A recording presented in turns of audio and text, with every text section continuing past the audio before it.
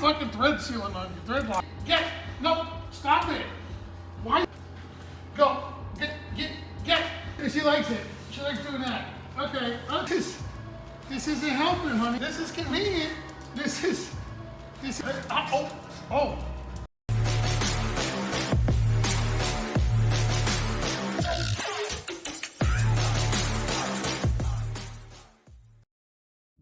You ready for some sorcery? Look at that. I mean, it's been spinning for a minute, but yeah. I'm cranking the piss out of this thing. And yeah, I'd say probably 80 foot-pounds on it, and no bearing rock. You have to watch my next video.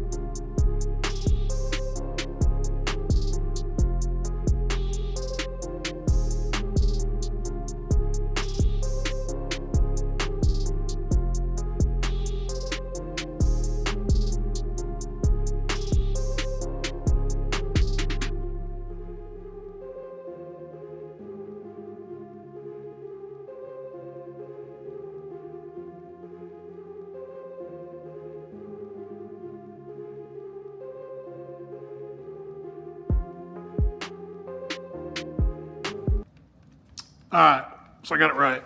So this, obviously this isn't anything to do with brakes. It's just about the bearing. So you see that thing spinning. And let me show you this. If you're a race car guy, you should really appreciate this.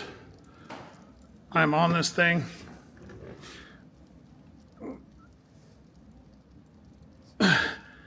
That's as tight as I can get it without I could stand up and I could put an impact on, I could do a bunch of other stuff, but that is unbelievably tight in comparison to what you normally do with one of these wheel bearings. So these things rule.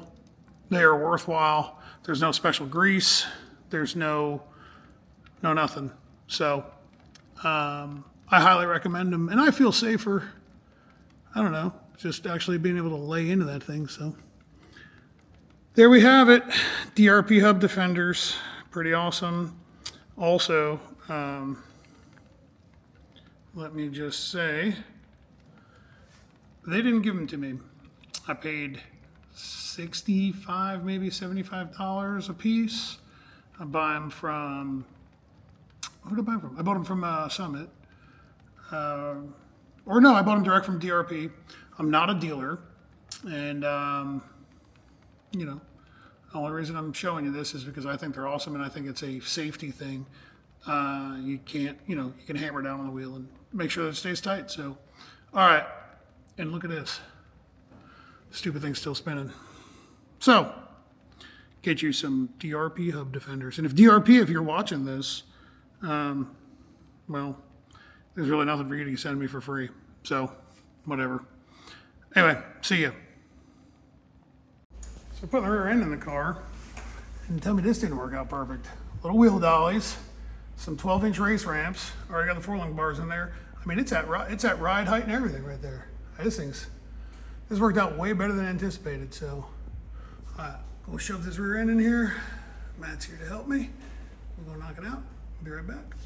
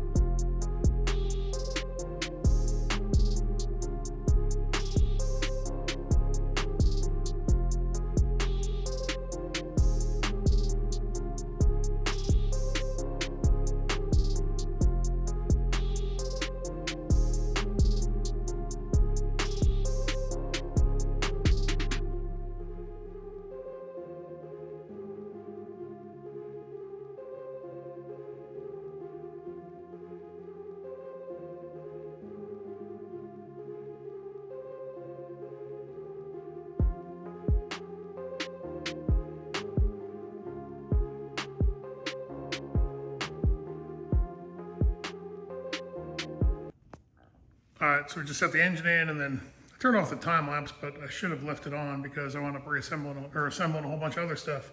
So there is the engine in the car. Anyway, mounted up the turbos. So the turbine housings and the hot side and everything is still at Jake's. He is doing a high temp coating on it that we used on the last setup. And then he's also got some new fancy something he's going to try clear that goes over top of it. So I'm going to guinea pig that with this and see how that works out. And I should have that back like this coming week. So anyway, turbos are mounted. HPT. These are, I don't remember how big these are. I don't remember. I don't know. HPT, awesome turbos. These are the, these guys have been fantastic to deal with. I actually dropped a valve in a couple engines ago, about 2-3 engines ago. We dropped a valve and took out the turbine wheels, and they warrantied them. So they are fantastic, make tons of power, spool real fast. So anyway, I don't know if I already talked about this, but steering's all in, and you can see it's got quite a few joints, and the reason being is to work its way around everything. So something to note, this had me really stressed, but Brent over at Motion Raceworks or Fluid Works, right? Brent is the man. So this double frame rail is pretty tight, and the pump, you can see the pump kind of almost overhangs. It doesn't, but Brent designed me a new bracket to hold the pump in the right spot and then swing the pump the right way. And look at that. I mean, talk about perfection. He nailed it. I mean, it's perfect. It clears the tab for the motor plate just by about 1/8, not even. And when it swings, it is wild because, like, I mean, we talked for a little bit about it, but look at that. I mean, it's perfect. Worked out great. So Brent, if you're watching, thank you so much. This is that was a big stressor for me. So played with it for quite a bit and over and over again trying to figure out a different solution, and he nailed it. So thank you. Anyway, we've got the fuel pump. So like I was showing in the other video, and you can pop this collar, popping collars, right? Ding, set the pump off, take the spud out, put it back in, good to go. We've also mounted up the alternator. So that's a reverse rotation alternator. That alternator is meant to be spun backwards. And that's a 260 amp deal. Let us know if you need oddball alternators, because we've been working with PowerMaster now for a little while, and they've been great to deal with, and they've been able to build us whatever we needed. So that's done. Engine's in, turbos are in. Then we go to the radiator. That color combo is awesome. I think that came out great. I'm really happy with it. So, like I said in the last video, I like to look at everything as a module. And this mounts so easy. You pull these two bolts, right?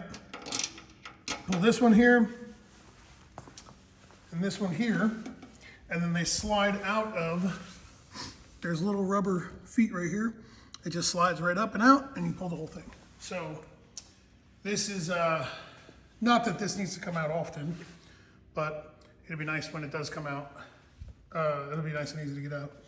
This is the puke tank, the Canon filter. So Matt at Performance Fab built all this. If you don't know, Matt built all this stuff. All this cool little stuff. He built it all. J&E Chassis Works built the chassis, and then Matt modified some stuff on the chassis and changed some stuff, and then built everything that goes in the chassis. So there's the puke tank. So we're gonna have 1.25 inch hose that goes from here to here. Another 1.25 inch hose that goes from here to here. And nice and simple. Also the transmission vent comes to here as well. So I'm gonna wind up putting a bulkhead in the mid plate for that. So the trans will vent right here into that port right there. This thing holds like 4 gallons or so, so plenty of volume. Then we have methanol fuel cell. So if you didn't see this during the build process, that's that 19-inch fan. Peep that. How awesome is that? So it's left wide open. One of the biggest problems with a car running hot is that you can't get the hot air out. So the fan pulls in some nice cool air, but you can't ever get the hot air out. So Matt and the boys at Performance Fab built these tanks curved so that there's room to get the air out of it. So pretty sweet. The oil cooler and water pump, the horn goes right down there. I'll mount that up in a minute. So under the hood is pretty busy. It's close to being fully assembled and ready to be plumbed and wired. The interior I have not gotten to yet. So it is Sunday, and I got this thing back Friday night, and then we went for dinner, and I didn't really get to work on it at all Friday night, but I reamed a bunch of holes and tapped some stuff. Yesterday I started at 6 a.m., wrapped up around 11:30 p.m., and this is what we've got accomplished.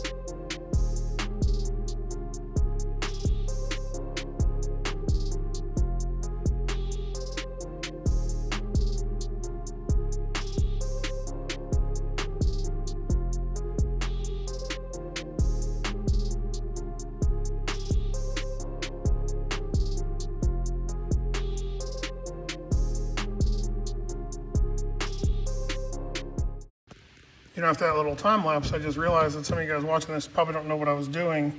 So these are called nutserts, thread inserts.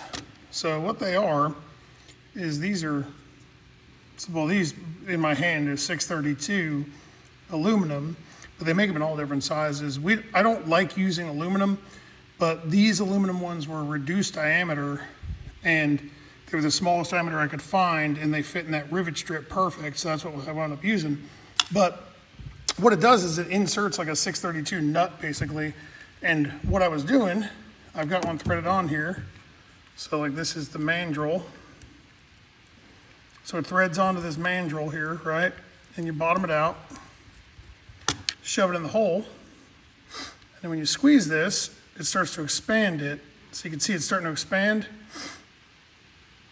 So and then what I was doing was I was tightening it up. I can't do it with the right way, but normally you just use this to tighten it up, and it'll expand it a little bit more.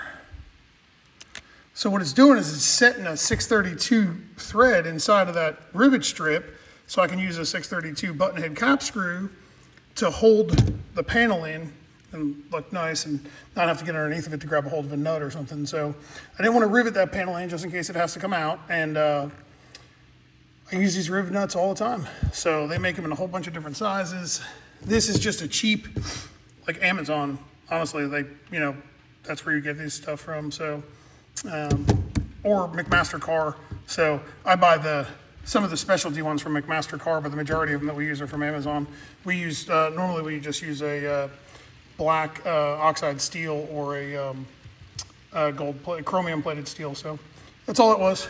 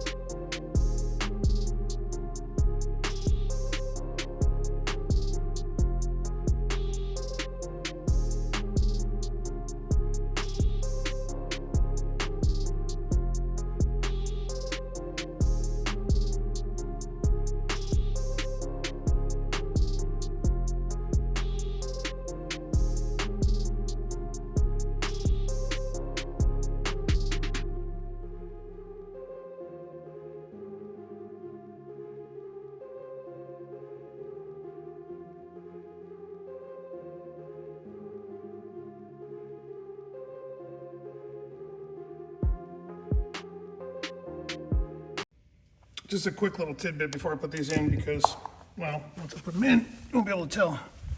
See, I drop stuff all the time too. It's a tough day to be some hardware around here. But anyway, details matter. So these we just found from another supplier. These are battery pass-throughs. We've been using this style battery pass-through for a long time.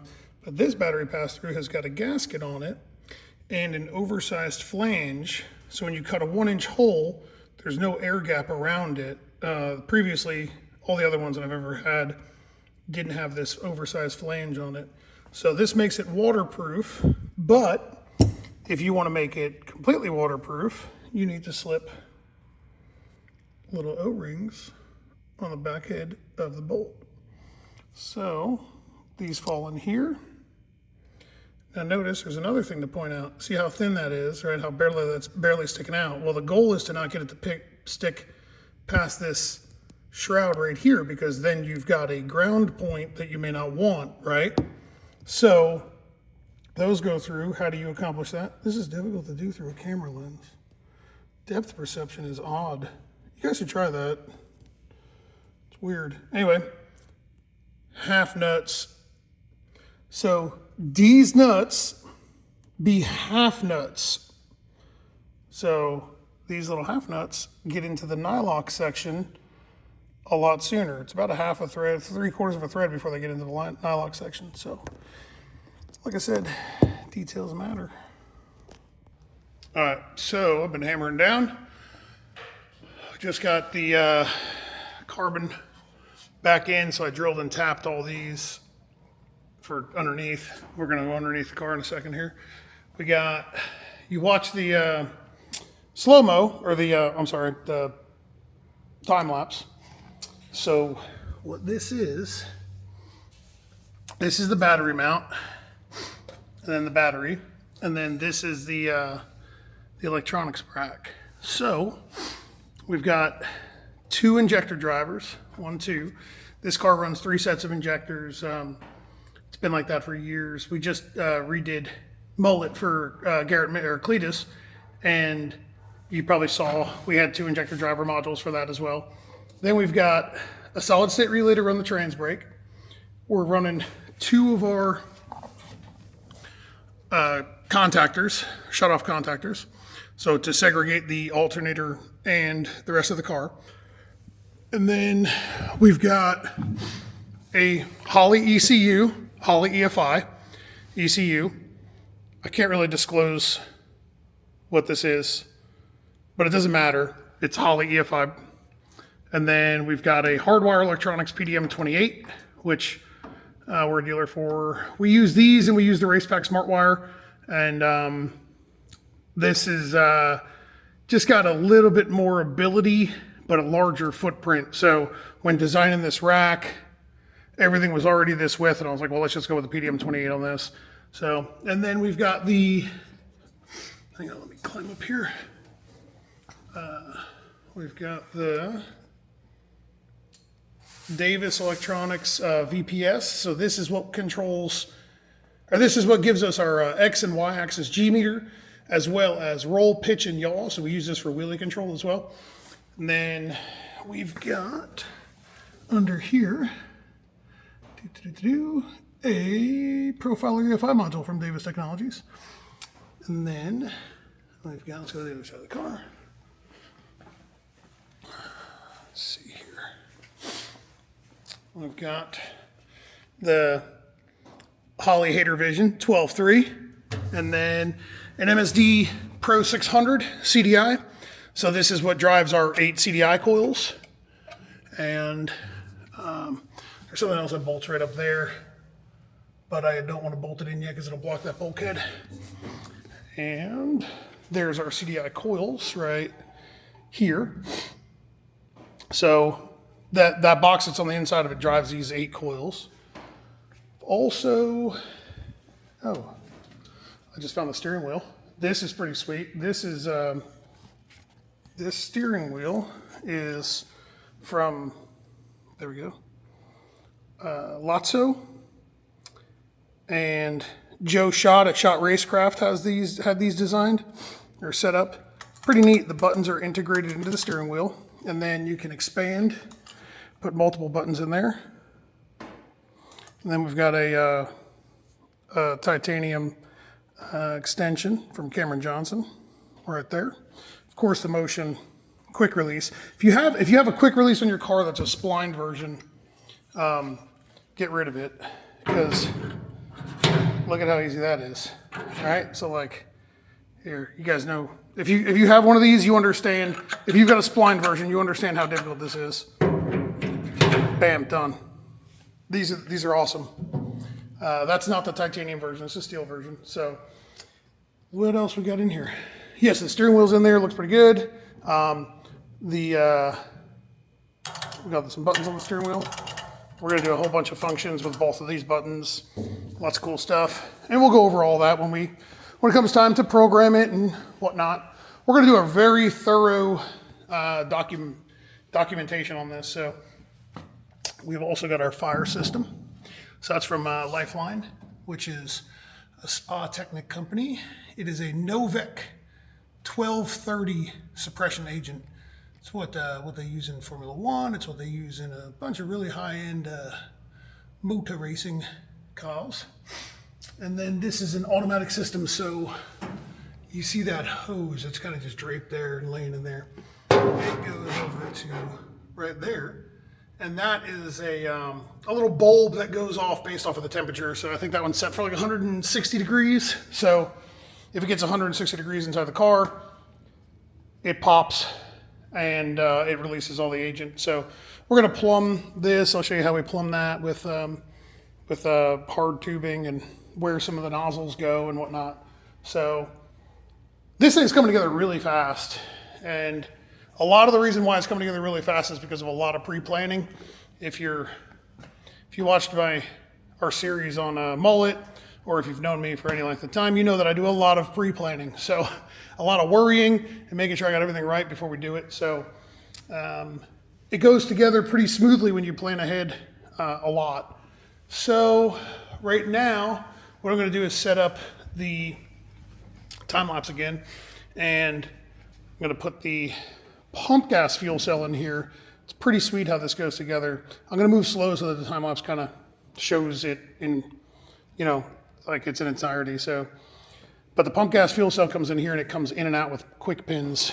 So it's pretty sweet. You'll appreciate how much thought went into this. So hang tight, let's check it out. Before we do the time lapse on this, I figured I would, if you did not watch the first part of this video docu-series, you should have. This is the pump gas cell. So it holds right at, I believe, 9 gallons, 8 gallons.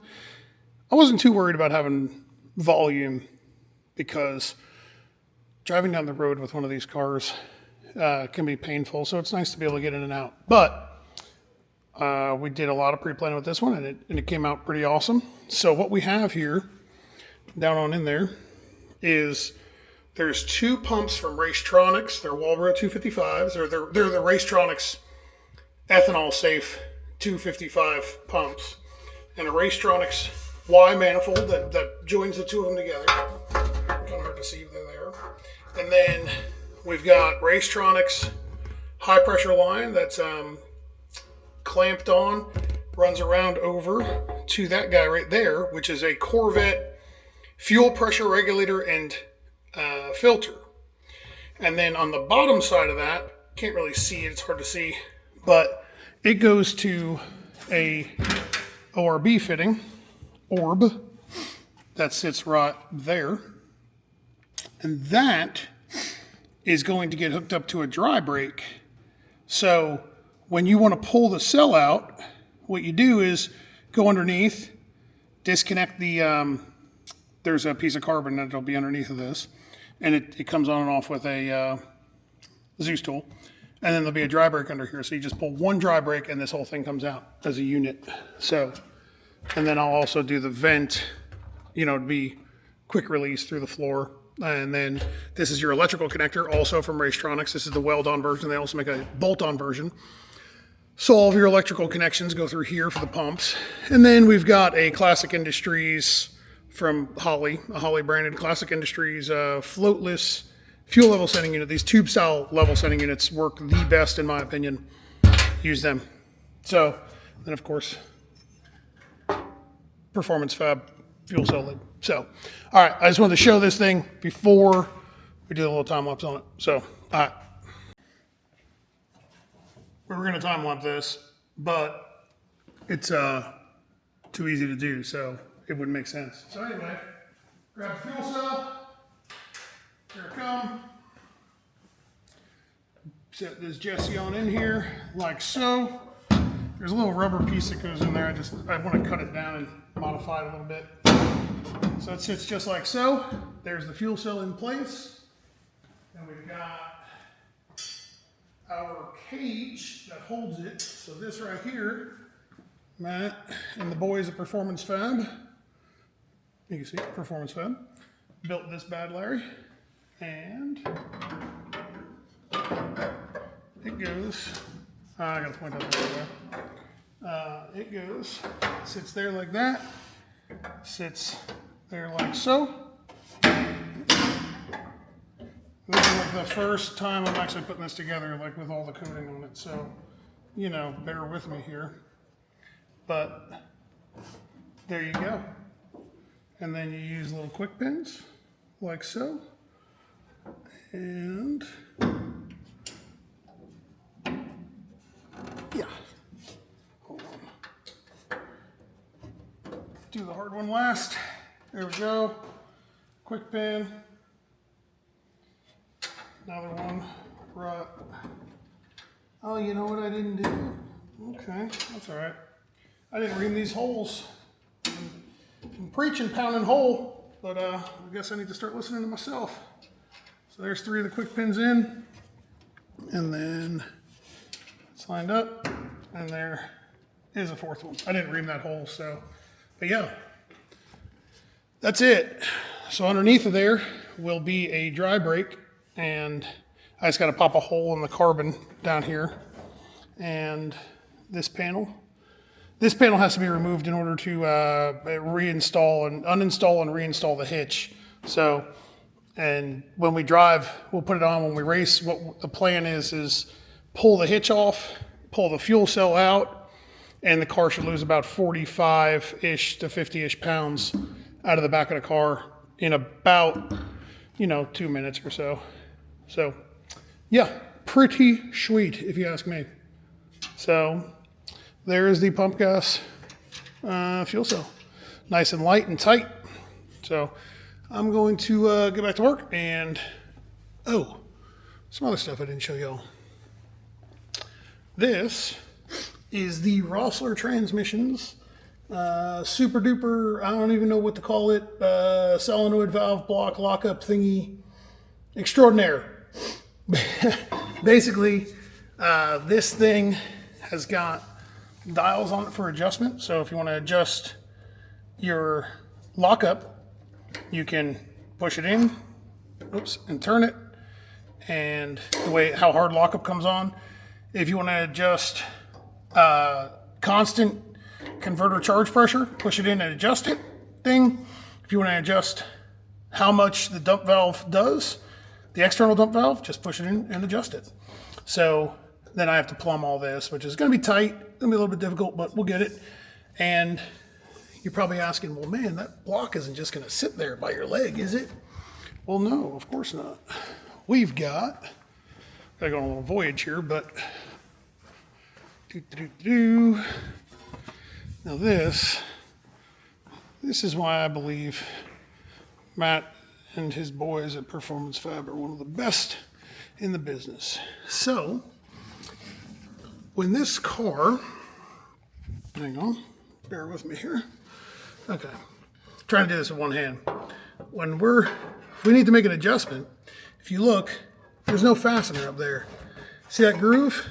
Slides into the groove, and then you've got 2 nut certs right back here. That's it. So you don't have to go climbing up underneath of here to try to get to it. Kind of hard to do with that hand. There we go. There we go. Nice and easy. Easy peasy. So yeah, there you go. That seals it off. If we need to access it, we just pop 2 screws out and we're done. We're ready to go. Also, I'm going to button up the inside and I'll show you it all together. It's easy to take back apart. So, but yeah, pretty sweet. Pretty excited about this. I think we've thought of not everything, but just about the majority. So let me know what we're missing here. So I'm gonna keep on keeping on. Let's go see where Devin's at with Reddi Whip here.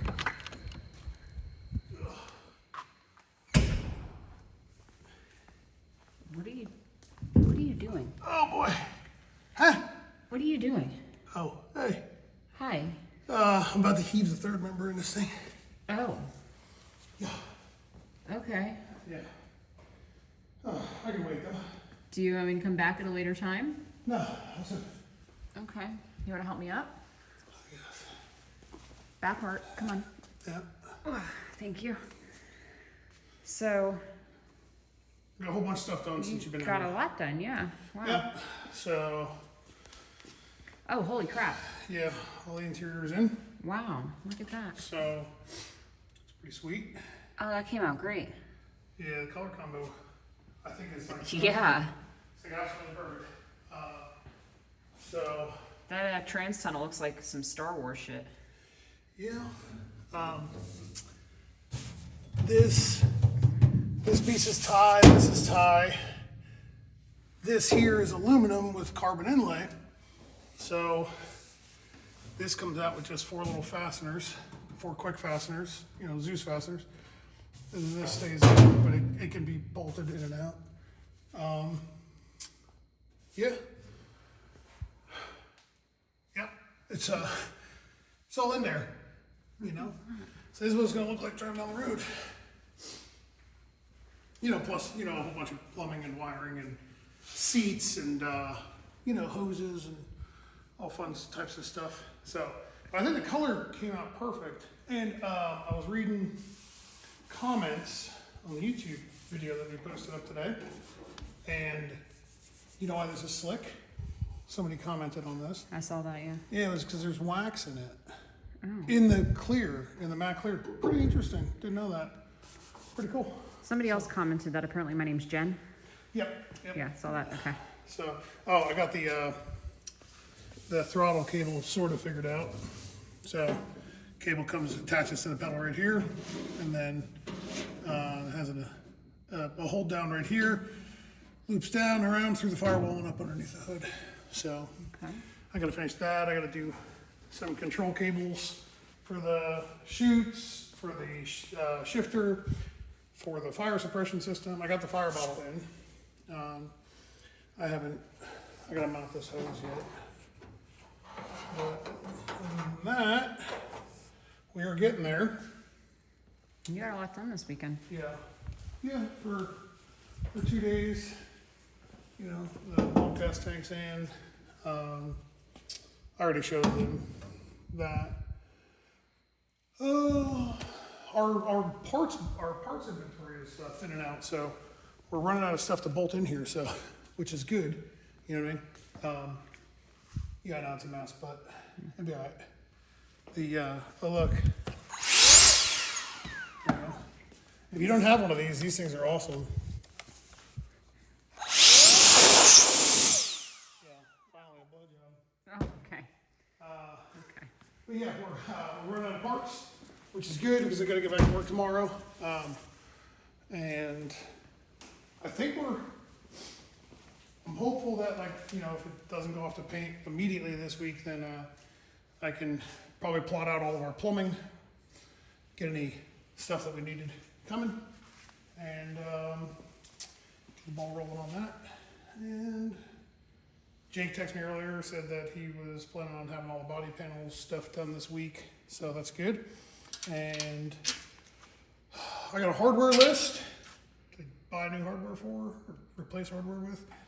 I think we're gonna be good to go. So, but I have to slam this third member in, and I don't think the people need to see that because this is gonna be quite embarrassing because of how difficult it is. So, how hard it is to get this thing in here. Oh, I'm under here. I can show you these. We got. Hang on, let me get down here. Yeah. So the rear shocks are on. These are air controlled for a rebound. So I have to plumb them obviously to a MAC valve and yada yada. But the remote canisters. So these are the canister mounts that Matt made for the old car. So they just hold the remote canister here. So if you need to make a shock adjustment, rebound. I got to turn the shocks around 180. Rebound adjustment and is right here. The high-speed rebound's over here, and then you've got compression here. So that worked out really good. Looks nice in there. I got the air jacks in the back. Put those in, and yeah. Air jacks. Yeah, they're there. You see them, right? Yeah. Yep, so now I'm gonna try to put this third member in. Okay. And if anybody's watching who's done this before, you know how terrible this is when you do it on the floor. So, you know, it is what it is. Tis what it is. Plus it's got gear oil in it, so of course it smells terrible. But this is a Mark Williams third member. And you good? Mm-hmm. Oh, you don't need to be under here. Whacked my head off of something. I don't know You don't what. need to be under here. I don't need your help. Okay. Well, I guess I'll let you do it then.